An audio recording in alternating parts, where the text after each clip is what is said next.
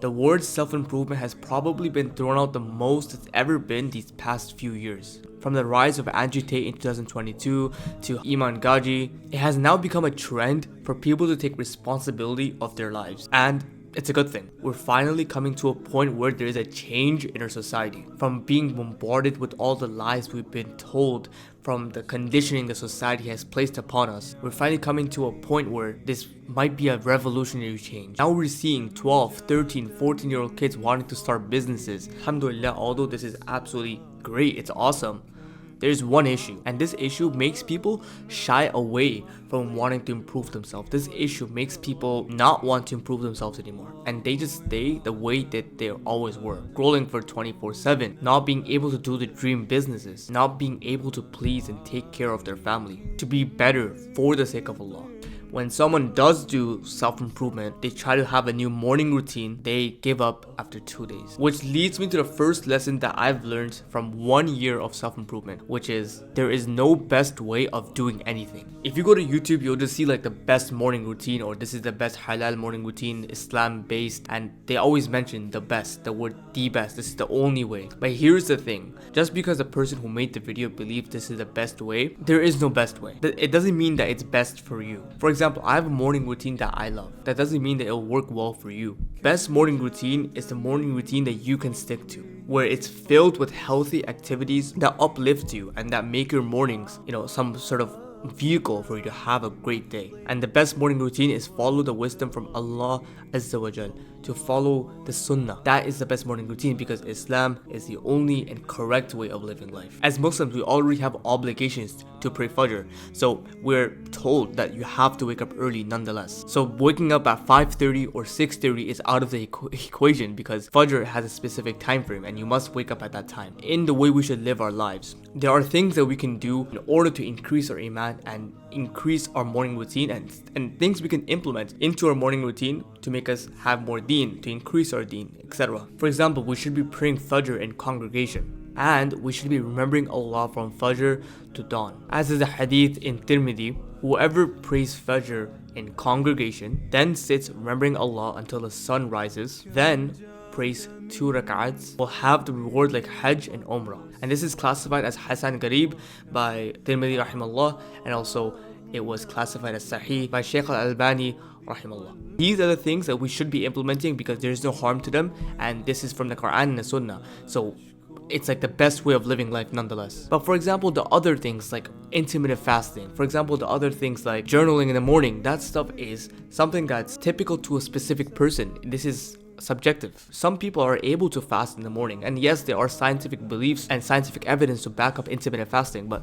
some people they're not able, they're just too used to eating breakfast. So some people might function better by eating breakfast. It really depends. Or some people say that you have to be journaling 5 minutes a day in the morning. That's just what they do. That doesn't mean you have to do it, because you may not want to journal in the morning. You may just want to get straight to work. Now, that doesn't mean that the morning routine videos that you see on YouTube, especially the ones that are Islamic, they're not bad. They're actually very beneficial. You don't want to be just taking everything they say and just implement it all into your life, because it might not work out for you. Since you're new, you have the ability to experiment. I would take the tips that you see from the videos and start experimenting, see what works out. That's what I did. And that's what led to, after being 1 year, to have finally a sustainable morning routine. Which leads to the next lesson that I've learned, which is not to be deceived by the people that you see online. Now, from the outside, it looks like so many of these YouTubers are productive 24/7. They're always just happy when they wake up. They're always productive when they wake up. This is a lie, and you do not want to believe this one single bit. Your favorite YouTubers struggle to wake up sometimes. Your favorite YouTubers feel like they don't want to do any work. Sometimes your favorite YouTubers don't even do any work the entire day, because there's just those days that come up. There are days where you just don't want to do anything. You don't feel like doing anything. And this is something important, that you do not classify yourself as I'm a loser, or you don't tell yourself that, you don't talk bad about yourself. Because I realized that trying to be perfect all the time leads to maybe 2 or 3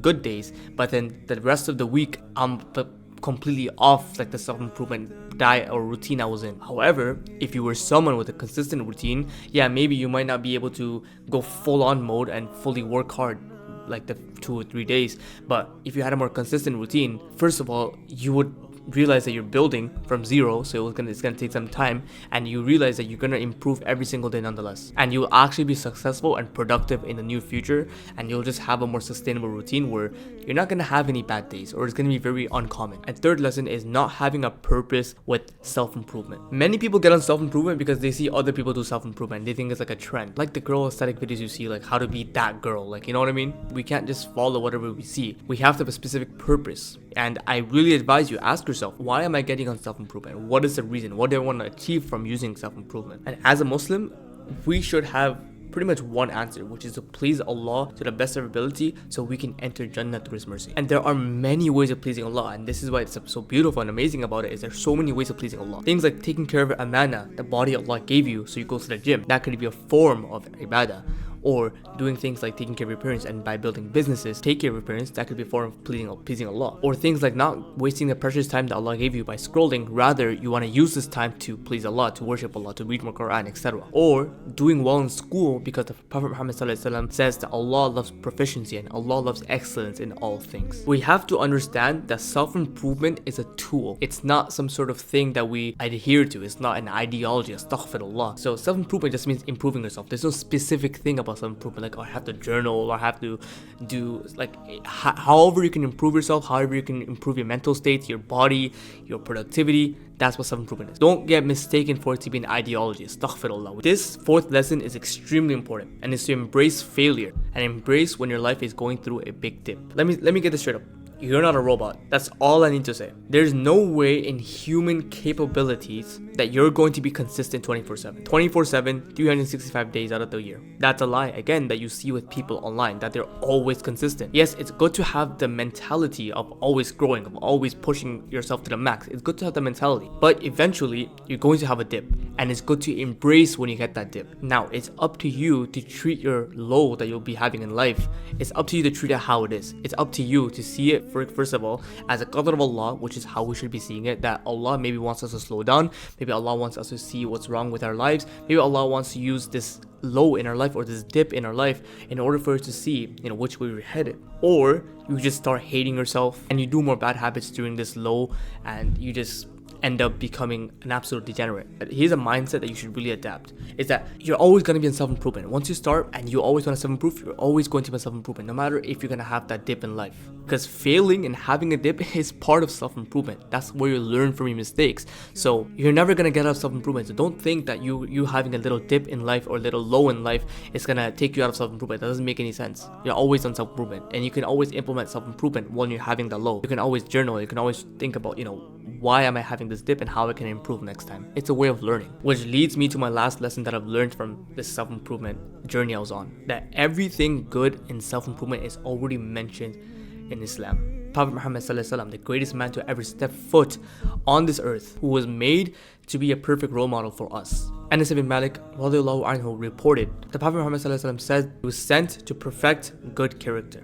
Wouldn't you believe someone like the Prophet Muhammad ﷺ would tell us how to live if he was the perfect role model for us? Wouldn't you believe that he had the perfect way of living? So although yes, we should be learning self-improvement stuff, from the kuffar to some extent, we have to realize that the self-improvement stuff comes from Islam. You realize that Islam had this from day zero, since the Quran was revealed. The moment you truly are living in a state of following the Quran and the Sunnah, you're automatically at the epitome of self-improvement, which testifies that Islam is truly the correct religion and the correct way of living. So hopefully these lessons really helped you and really gave you some clarity on the stuff on self-improvement and some of the obstacles that you may come through. May Allah help you on this journey and get you closer to Him, especially this Ramadan. So Ramadan Mubarak, Ramadan is very, very close, and Assalamu alaikum wa rahmatullahi wa barakatuh.